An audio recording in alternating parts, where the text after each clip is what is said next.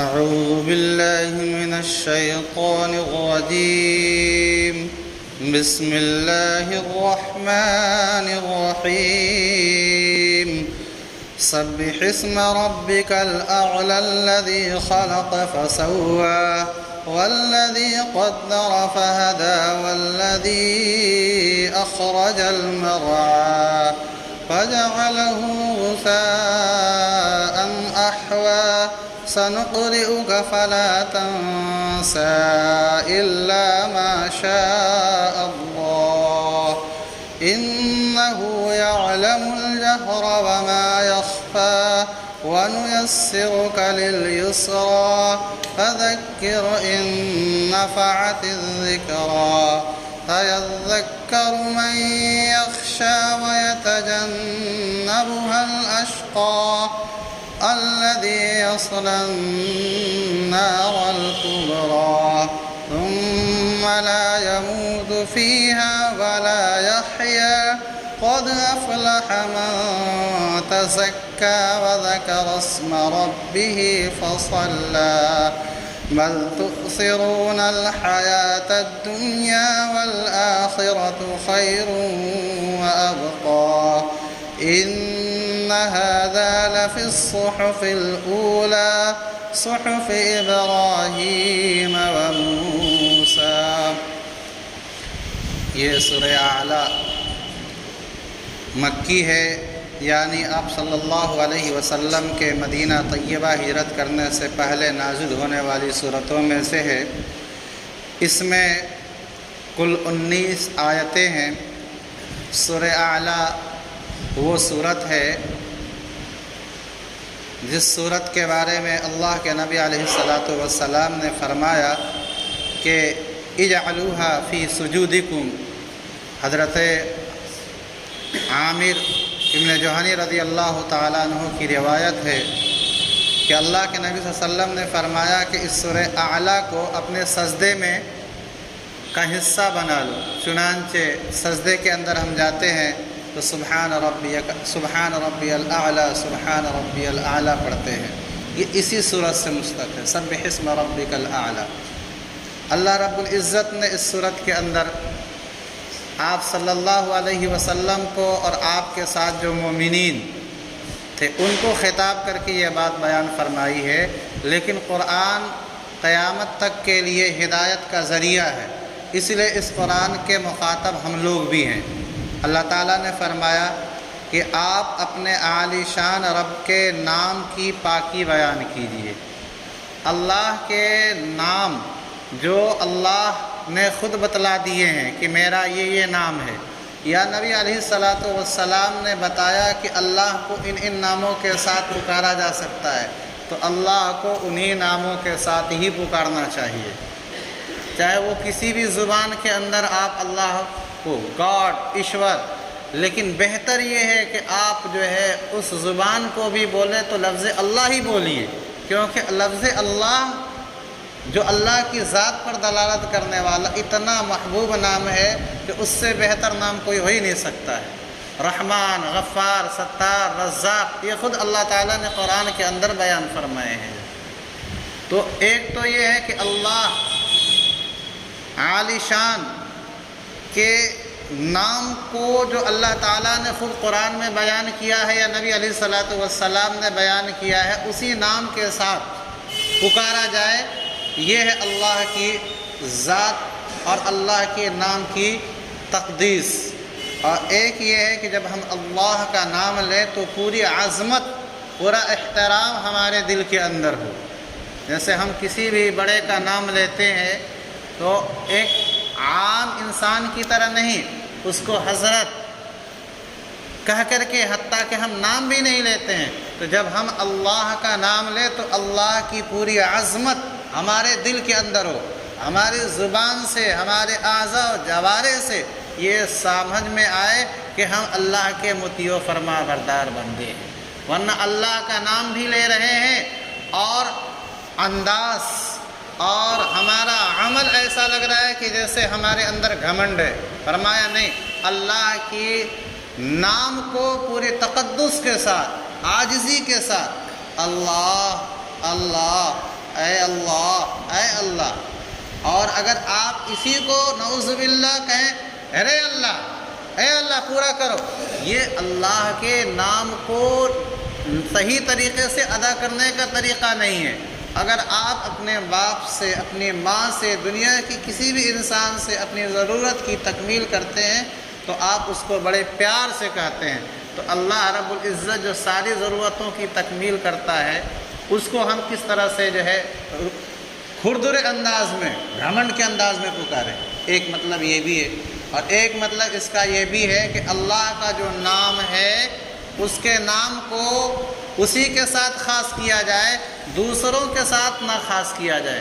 جیسے میرا نام عبد الرحمن ہے تو مجھے عبد الرحمن ہی کہنا، رحمان میں نہیں ہو سکتا ہوں، میں عبد الرحمن ہوں. ایسے ہی بعض لوگ عبد الغفار ہوتے ہیں، لوگ اس کو بگاڑ کر کے غفار کہتے ہیں. عبد الرزاق ہے، اس کو آپ رزاق کہہ رہے ہیں. یہ بھی اللہ رب العزت کی عظمت کے خلاف ہے کہ جو اللہ کا بندہ تھا آپ نے اس کو نعوذ باللہ اپنے لب و لہجے سے، اپنے عرف عام کی وجہ سے اس کو آپ نے اللہ بنا دیا، کیونکہ وہ غفار ہے نہیں، وہ عبد الغفار ہے، وہ رحمان نہیں عبد الرحمن ہے. تو یہ ہمارے معاشرے کے اندر یہ خرابی عام ہو گئی ہے کہ ہم جو اختصار کرتے ہیں ناموں کا، تو بجائے بندے کے نام پکارنے کے بندے کو اللہ کے نام سے ہم یاد کرتے ہیں. یہ بھی اس میں داخل ہے. سبح اسم ربک الاعلی، اے محمد آپ اور آپ کے ساتھ جتنے مسلمان ہیں، اور ہم نے بتایا کہ اس کے مصداق ہم لوگ بھی ہیں کہ آپ اپنے عالی شان رب کے نام کی تقدیس کیجئے، پاکی بیان کیجئے. کون؟ اللہ. آگے اس کی صفت بیان کی، الذی خلق، جس اللہ نے ساری کائنات کو پیدا کیا، فسوا، اور اللہ نے برابر پیدا کیا اس کو. یعنی انسان ہو کہ دیگر مخلوقات ہوں، اللہ تعالیٰ نے ہر ایک کو پیدا کرنے کے ساتھ ساتھ اس کے لیے جو عضو بنایا وہ اس کی شایان شان تھا. اللہ تعالیٰ نے ہاتھی کو جو ڈیل ڈول والا بنایا، اس کو کھانے کے لیے، اس کو پانی پینے کے لیے سونڈ دے دیا. اللہ تعالیٰ نے اونٹ کو بنایا، اس کے حساب سے اللہ تعالیٰ نے اس کی گردن بنا دی. اللہ تعالیٰ نے انسان کو پیدا کیا تو انسان کی ضرورت کے لیے جو اعضاء مناسب تھے اللہ نے وہ مناسب اعضاء، ایسا نہیں کہ انسان 5 فٹ کا ہے اور اللہ تعالیٰ نے اس کے ہاتھ پیر جو ہے 10-10 فٹ کے بنائے. تو اسی کو قرآن نے کہا کہ اللہ جس نے ہر چیز کو پیدا کیا، اور یعنی ہر چیز میں جاندار اور غیر جاندار، زمین، آسمان، چرند پرند، ہر چیز آ گئی، کیونکہ اللہ ہر چیز کا خالق ہے. فسوا، اور اللہ تعالیٰ نے اس کو ایک مناسب انداز میں برابر پیدا کیا. والذی قدر، اور وہ اللہ جس نے ان ساری کائنات کو پیدا کرنے کے بعد اس کے لیے ایک عمل تجویز کیا کہ انسان کو پیدا کیا، اس سے کیا مقصد ہے. جانوروں میں سے ہر جانور کو پیدا کرنے کا الگ الگ مقصد اللہ تعالیٰ نے متعین کیا. قدر، سب کے عمل کو اللہ تعالیٰ نے متعین کر دیا ہے، لیکن اس عمل کو کیسے انجام دے؟ فرماتے ہیں کہ اللہ تعالیٰ نے عمل کی ذمہ داری دے کر کے پھر اس کی ادا کرنے کا طریقہ بھی بتلا دیا کہ اس عمل کو اس طریقے سے ادا کرنا ہے. فہدا، اللہ نے رہنمائی بھی کر دی.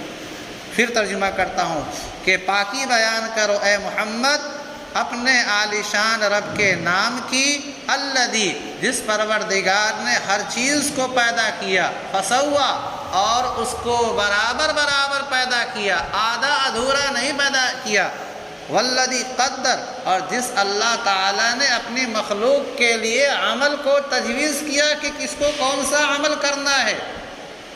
آسمان کو اللہ نے پیدا کیا تاکہ انسان کے سروں پر سایہ والا کام کرے. زمین کو پیدا کیا اللہ تعالیٰ نے تاکہ انسان اس کے اوپر رہائش اختیار کر سکے. پہاڑوں کو اللہ تعالیٰ نے پیدا کیا تاکہ یہ زمین اپنی جگہ برقرار رہے. تو جس چیز کو اللہ نے جس عمل کے لیے پیدا کیا ہے اس کو وہ کام دیا ہے، فہدا، اور اس کام کو انجام کرنے، ادا کرنے کا طریقہ بھی بتایا. اور آگے اللہ تعالیٰ نے کہا کہ الذی اخرج المرعى، جس اللہ نے جانوروں کے چرنے کے لیے خوشنما ہرے بھرے گھاس بھی اللہ تعالیٰ نے پیدا کیے۔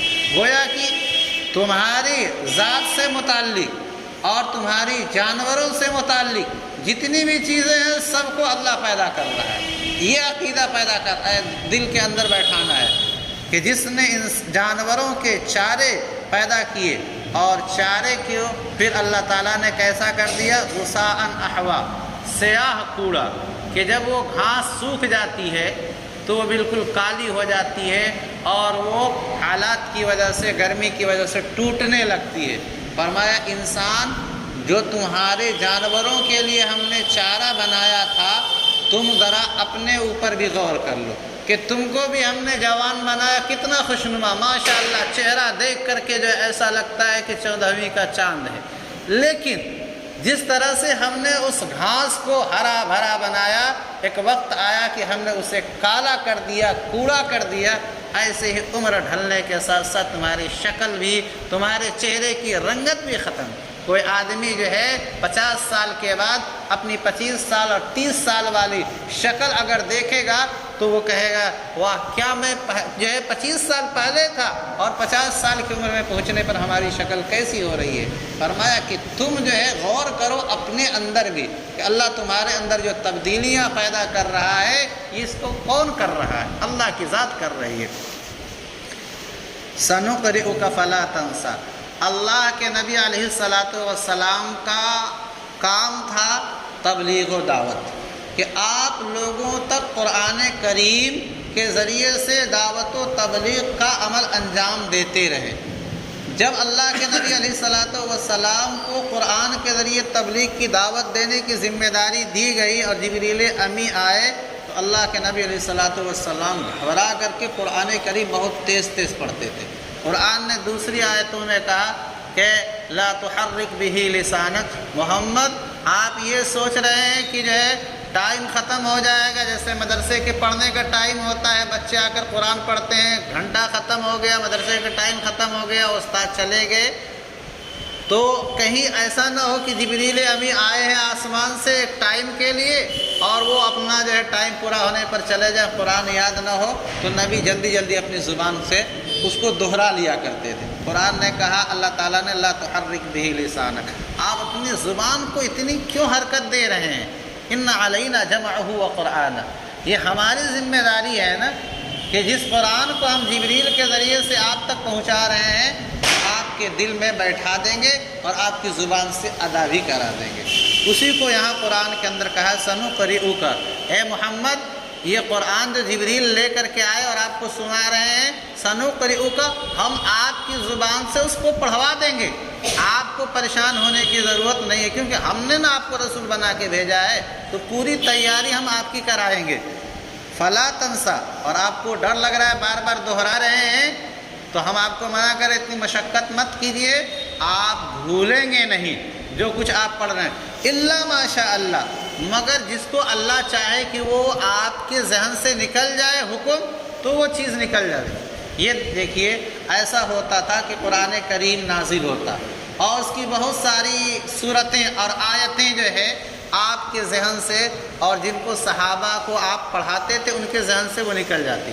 اس میں اللہ کی بہت بڑی حکمت اور مصلحت ہوتی تھی، یعنی قرآن کریم یہ 23 سال میں جو نازل ہوا ہے، اس میں حکم کی بھی تبدیلی ہوتی رہی ہے۔ مثلا اولا مسلمانوں کو حکم تھا کدھر نماز پڑھنے کا، بیت المقدس کی طرف رخ کر کے نماز پڑھنے کا، بعد میں اللہ تعالیٰ نے جو ہے حکم دے دیا کہ نہیں، اب آپ اپنا جو ہے رخ کدھر کر کے نماز پڑھیے، کعبہ کی طرف رکھ کر کے نماز پڑھیے، تو یہ حکم منسوخ ہو گیا۔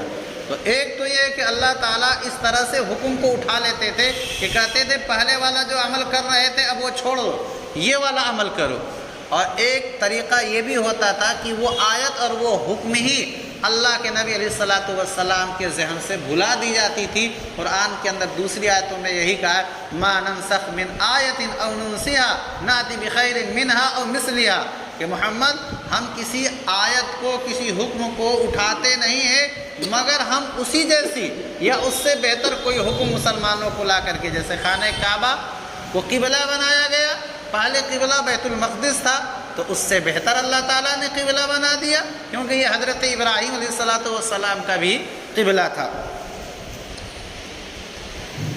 الا ماشاء اللہ، مگر جو اللہ چاہے کہ وہ آیت آپ کے ذہن سے بھول جائے تو اللہ تعالیٰ اس کو بھی بھلا۔ پھر کیوں اللہ تعالیٰ اس کو نازل فرماتے؟ اللہ کی حکمت اور مصلحت اس کو آگے اللہ نے بیان کیا، انہ یعلم الجہر وما یخفی، اللہ تعالیٰ ہر چھپی اور کھلی چیز کو جانتے ہیں، لہذا جو آیت آپ کو یاد ہے قرآن کی وہ اللہ کی حکمت اور مصلحت سے یاد ہے، اور جو آیت بھول گئی اس میں بھی اللہ کی حکمت اور مصلحت رہی ہوگی۔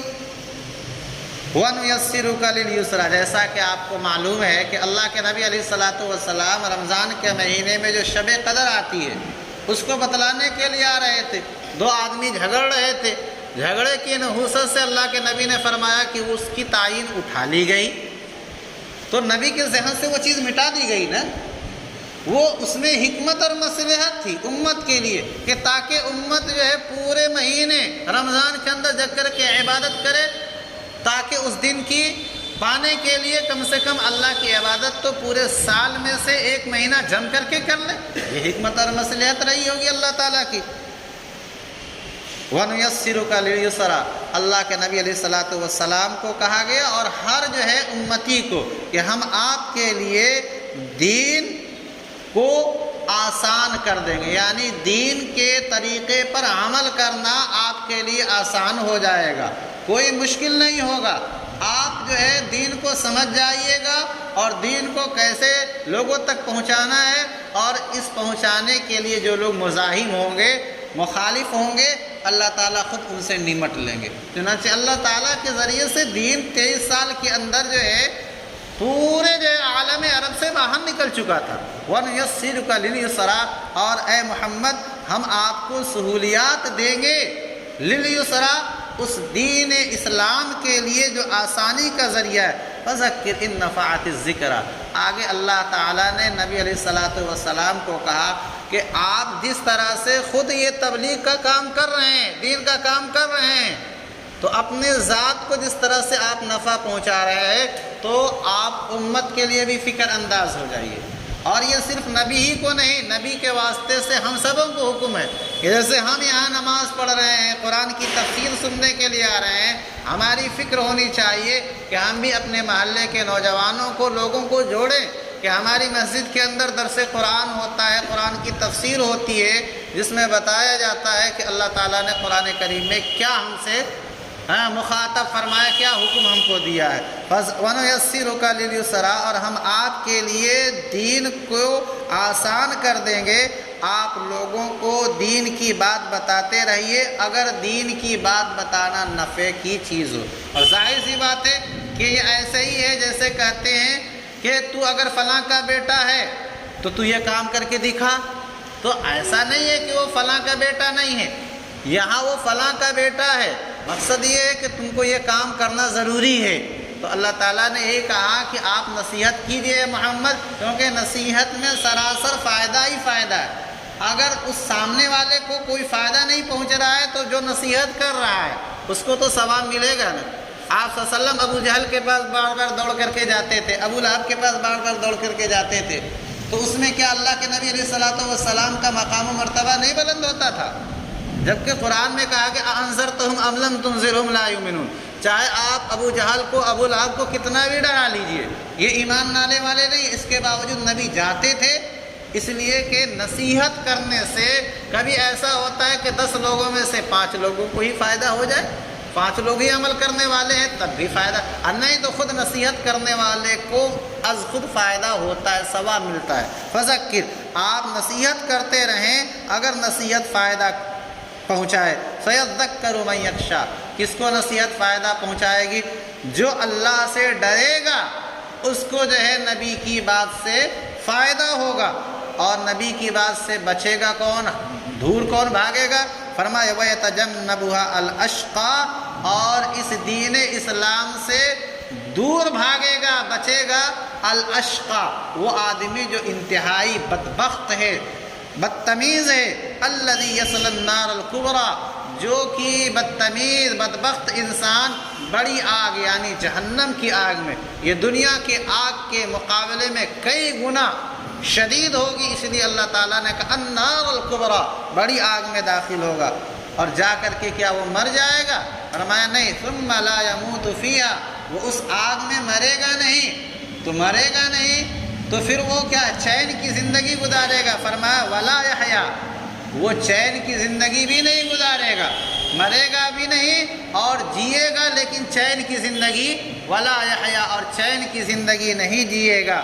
اور آگے فرمایا کہ ہاں، جن لوگوں نے دین اسلام پر عمل کیا اور اپنے آپ کو گناہوں سے بچایا، قرآن پہ عمل کیا، وہ لوگ کامیاب ہے۔ قد افلح من تزکا، جو آدمی اپنے آپ کو شرک سے پاک کیا، اور تزکا کا ایک مطلب یہ ہے کہ اپنے مال کی زکوٰۃ دیا، گویا مال کو بھی پاک کیا اور اپنے جسم کو، اپنے دل دماغ کو بھی خرافات سے پاک کیا، وہ سب اس میں داخل ہے کہ یہ آدمی اللہ تعالیٰ فرما رہے کامیاب ہے۔ قد افلح من تزکا، کامیاب ہے وہ شخص جس نے اپنے جسم کو بھی پاک کیا۔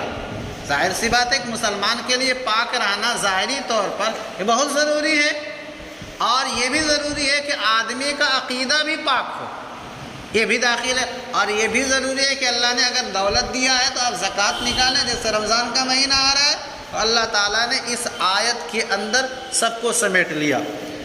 وَذَكَرَ اسْمَ رَبِّهِ فَصَلَّى، اور زکوٰۃ ادا کرنے کے ساتھ ساتھ اللہ کے نام کو بھی یاد رکھتا ہے اور نماز پڑھتا رہتا ہے۔ اللہ تعالیٰ فرماتے ہیں کہ دیکھو تم دنیا میں پھنس رہے ہو اس لیے کہ دنیا کا سودا تم کو جو ہے نقد مل رہا ہے، اور آخرت سے اس لیے غافل ہو کہ آخرت تمہارے سامنے نہیں ہے، تو وہ ادھار ہے، تو تم لوگ دنیاوی زندگی کو ترجیح دیتے ہو، جبکہ آخرت کی زندگی یہ بہتر ہے اور باقی رہنے والی ہے۔ یعنی دنیا کی زندگی کی مثال ایسا ہی ہے کہ جیسے ایک آدمی سے کہا جائے کہ یہ شاندار بلڈنگ ہے، اس میں جو ہے ضرورت کا ہر سامان موجود ہے، یہ کچا چھوٹا سا مکان ہے، اس میں ضرورت کا سامان بھی نہیں ہے، لیکن اس عالیشان بلڈنگ میں تم کو صرف 2 مہینے رہنے کی اجازت ہے، اور یہ کچا چھوٹا سا مکان جس میں ضرورت کا سامان بھی نہیں ہے، یہ تم کو جو ہے پورے ملکیت میں دے جا رہی ہے، بتاؤ کس میں رہنا چاہو گے؟ انسان کہے گا وہ محل نہیں بلکہ یہ جھوپڑی ہی مجھے پسند ہے، کیونکہ اس میں ہمیشہ رہنا ہے۔ فرمایا کہ بالفرض والمحال، مان لو کہ آخرت کی زندگی اس کچی سی جھوپڑی کی طرح ہے، تو کیا ہوا؟ وہ تو باقی رہے گی نا، لیکن آخرت کی زندگی کو اللہ تعالیٰ نے کہا یہ دنیا کی زندگی سے بہت بہتر ہے، والآخرۃ خیر، اور آخرت کی زندگی دنیا کی زندگی سے بہتر ہے اور باقی رہنے والی ہے۔ دنیا کی زندگی اور دنیا کی ہر چیز تو ختم ہو جائے گی۔ ان ھذا لفی الصحف الاولی، فرمایا کہ یہ جو ہے پہلے جو صحیفے قرآن سے پہلے نازل ہوئے، اور وہ ابراہیم علیہ السلام پر نازل ہوئے صحیفے تھے، موسیٰ علیہ السلام پر نازل ہوئے صحیفے تھے، ان میں بھی یہ مضمون تھا۔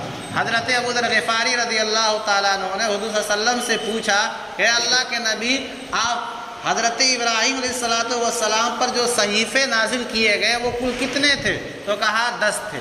ان کا مضمون کیا تھا؟ تو کہا ان میں مضمون عبرت کی بہت ساری مثالیں، کہ انسان جو ہے جس چیز کو سن کر کے اللہ تعالیٰ سے تعلق قائم کر لے، اس کی بہت ساری مثالیں اس کے اندر بیان کی گئی تھی۔ مثال کے طور پر جو ہے حضرت ابراہیم علیہ السلام کو جو صحیفہ عطا کیا گیا تھا، اس کا ایک مضمون اس میں یہ بھی تھا کہ اللہ تعالیٰ نے ایک ظالم بادشاہ کو کہا، اے ظالم اور مغرور بادشاہ، ہم نے تم کو دنیا کے اندر مال پر مال جمع کرنے کے لیے نہیں بھیجا تھا، اور اس لیے نہیں بھیجا تھا کہ مجھ تک جو ہے مظلوم آدمی، ایک دکھیا آدمی کی پکار ہم تک آئے، کیونکہ ہمارے دربار میں تو ہمارے کافر اگر مظلوم ہے تو اس کی بھی پکار ہمارے تک آ جاتی ہے، ہم نے تم کو اس لیے نہیں بھیجا تھا تاکہ تم لوگوں پر ظلم کرو۔ یہ ظاہر سی بات ہے کہ حضرت ابراہیم علیہ السلام پر جو صحیفہ نازل کیا گیا اس میں یہ مضمون ہے، اور قرآن کے اندر تو جگہ جگہ، ابھی میں نے جمعہ کو بیان کیا تھا ظلم کے خلاف، کہ اللہ تعالیٰ کس طرح سے ظالموں کو جو ہے روک رہے ہیں ظلم سے۔ ایسے ہی دوسری کہ اللہ تعالیٰ نے عام لوگوں کو خطاب کرتے ہوئے کہا اس ابراہیم علیہ السلام کے صحیفے کے اندر کہ اے تم میں سے عقل مند انسانوں، تم اپنے وقت کو 3 حصوں میں تقسیم کر لو۔ ایک حصہ اللہ تعالیٰ کی عبادت کے لیے خالص کر لو، دوسرا حصہ اللہ تعالیٰ کی ذات کے اندر غور و فکر کرنے کے لیے کہ کس مقصد کے لیے اللہ تعالیٰ نے ہم کو پیدا کیا تھا اور ہم کیا کر رہے ہیں، اور تیسرا حصہ اپنے اور اپنے گھر والوں کی ضرورت کے تکمیل کے لیے۔ یہ تھا حضرت ابراہیم علیہ السلام کے صحیفوں کا مضمون۔ حضرت موسیٰ علیہ السلام پر تورات سے پہلے جو 10 صحیفے نازل کیے گئے اس کا ایک مضمون تو یہ تھا کہ تعجب ہے اس بندے پر جو مرنا ہے اس کو، اور پھر بھی وہ اس دنیاوی زندگی میں آ کر کے بڑا خوش ہے۔ تو جب تم کو مرنا ہے تو اس دنیاوی زندگی پر خوشی منانے کی کوئی چیز نہیں ہے، یہ تو رونے کی اور غم کرنے کی چیز ہے۔ اور دوسرا یہ ہے کہ جب انسان کو یہ معلوم ہے کہ دنیا کے اندر امیر آدمی غریب ہو جاتا ہے اور غریب جو ہے امیر ہو جاتا ہے اور انقلابات ہوتے رہتے ہیں اس میں، تو پھر اس دنیاوی زندگی سے اتنا مطمئن ہونے کی کیا ضرورت ہے۔ اور ایسے ہی انسان کو آخرت پر جو ہے ایمان لانا اور اپنے آپ کو عمل سے مزین کرنا یہ ضروری ہے۔ یہ حضرت موسیٰ علیہ السلام کے صحیفوں میں یہ مضمون بیان کیا گیا تھا۔ حضرت ابو ذر غفاری رضی اللہ تعالیٰ عنہ نے فرمایا کہ اللہ کے نبی قرآن کے اندر فرمایا قد افلح من تزکا پڑھ لو، یہ سارے مضامین جو اس میں بیان کیے گئے تھے وہ اس میں بھی بیان کیے گئے ہیں۔ اللہ تعالیٰ یہ سورہ اعلیٰ جو ہم نے تلاوت کری اس کا ترجمہ بیان کیا، تفسیر بتائی، اور اس سے پہلے جن صورتوں کا ترجمہ تفسیر بیان کیا جا چکا ہے، اللہ تعالیٰ ان سب پر عمل کرنے کی توفیق مرحمت فرمائے، اس کو ہماری زندگی کے اندر داخل فرما دے۔ دعا فرما دیں۔ الحمد لله رب العالمين والصلاة والسلام على سيد الأنبياء والمرسلين ربنا ظلمنا أنفسنا وإن لم تغفر لنا وترحمنا لنكونن من الخاسرين رب اجعلني مقيم الصلاة ومن ذريتي ربنا تقبل دعاء ربنا اغفر لي ولوالدي وللمؤمنين يوم يقوم الحساب ربنا آتنا في الدنيا حسنة وفي الآخرة حسنة وقنا عذاب النار ربنا لا تؤاخذنا إن نسينا أو أخطأنا ربنا ولا تحمل علينا إثرا كما حملته على الذين من قبلنا ربنا ولا تحملنا ما لا طاقة لنا به واعف عنا واغفر لنا وارحمنا أنت مولانا فانصرنا على القوم الكافرين۔ یا اللہ ہم سب کے گناہوں کو معاف فرما دیجئے، یا اللہ ہم سب کی خطاؤں کو درگزر فرما دیجئے، یا اللہ ہمارے ہر چھوٹے بڑے گناہ کو محض اپنے فضل و کرم سے معاف فرما دیجئے۔ اے اللہ نبی علیہ السلام کے بتائے ہوئے طریقے کے مطابق زندگی گزارنے کی توفیق مرحمت فرما دیجئے۔ یا اللہ گناہ کے راستوں پر چلنے سے ہمیں بچائیے، یا اللہ ہمیں ان راستوں پر چلنے سے بچائیے جو تیری ناراضگی کا اور تیرے رسول کی ناراضگی کا سبب بنتا ہو۔ اے اللہ ہمیں اپنے نبی علیہ السلام کے ہاتھوں جام کوثر عطا فرمائیے۔ یا اللہ ہمیں اپنے نبی علیہ السلام کے ہاتھوں جام کوثر عطا فرمائیے۔ اے ہمارے پروردگار ہم میں سے جو بیمار ہیں ان کو شفائے عاجلہ دائمہ مستمرہ عطا فرما دیجئے۔ یا اللہ ہم میں سے جن کے بھی گھر والے دوست احباب بیمار ہوں یا اللہ ان کو بھی شفا عطا فرما دیجئے۔ اے ہمارے پروردگار ہم میں سے جو بھی جس طرح سے پریشان ہے یا اللہ اس کی پریشانیوں کو آپ بخوبی جانتے ہیں، یا اللہ اس روحانی اور بابرکت مجلس کی برکت سے یا اللہ ان کی بیماریوں کو دور فرما دیجئے، یا اللہ ان کے گھروں کے اندر رحمت اور برکت نازل فرما دیجئے۔ اے ہمارے پروردگار ہم میں سے جو لوگ مقروض ہیں، قرض کے بوجھ میں دبے ہوئے ہیں، یا اللہ ان کو بارے قرض سے سبکدوشی عطا فرمائیے۔ اے ہمارے پروردگار ہم میں سے جن کے بچے اور بچیاں غلط راستے پر چل پڑے ہیں، یا اللہ ان کو سیدھے راستے پر چلنے کی توفیق مرحمت فرما دیجئے۔ یا اللہ ہمارے مسلمان بچے اور بچیاں جو آئے دن مرتد ہو رہے ہیں، غیر مذہب کو اختیار کر رہے ہیں، یا اللہ ہماری جو ہے بچیاں جو غیر مسلموں سے شادی کر رہی ہیں اور ہمارے مسلمان بچے جو غیر مسلم لڑکیوں سے شادی کر رہے ہیں، یا اللہ ارتداد کی جو لہر چلی ہوئی ہے، یا اللہ آپ اس کو روک دیجئے۔ یا اللہ ہم سے جو قربانیاں مطلوب ہیں، یا اللہ وہ قربانیاں ہم سے لے لیجئے۔ یا اللہ ہم اپنے جان، اپنی مال، اپنی عزت و آبرو کا نذرانہ پیش کرنے کے لیے حاضر ہیں۔ اے ہمارے پروردگار، تو اگر آپ اگر ہم سے اپنے دین کی خدمت لے لیں گے، یہ ہماری سعادت ہوگی۔ یا اللہ قیامت کے دن ہم سرخرو ہو جائیں گے۔ یا اللہ تیرا دین ہماری خدمت کا محتاج نہیں، ہم تیرے دین کے محتاج ہیں، ہم تیرے دین کے محتاج ہیں۔ یا اللہ ہمارے ماں باپ کی مغفرت فرما، ہمارے اعزہ اور اقارب کی مغفرت فرما۔ یا اللہ ہم میں سے جن کے ماں باپ باحیات زندہ ہیں، یا اللہ ان کو عمر دراز عطا فرما۔ یا اللہ ان کی خدمت کی سعادت عطا فرما۔ اے ہمارے پروردگار، ہم حاضرین میں سے جس کے دل میں جو بھی نیک تمنا اور خواہش ہو، یا اللہ تو بخوبی جانتا ہے۔ یا اللہ اس کی نیک تمناؤں جائز مرادوں کو پورا فرما دے۔ یا اللہ ہم میں سے جو لوگ درخواست کیے، دعا کی یا کرنا چاہتے ہیں، یا اللہ آپ ان کی جائز تمناؤں کو پورا فرما دیجئے۔ یا اللہ ہماری ان دعاؤں کو جو ہم نے مانگا اور جو مانگنے سے رہ گئیں، یا اللہ ان کو محض اپنے فضل و کرم سے حضور پاک صلی اللہ علیہ وسلم کے صدقے طفیل عطا فرما دیجئے۔ سبحان ربک رب العزت عما یصفون وسلام علی المرسلین والحمد للہ رب العالمین۔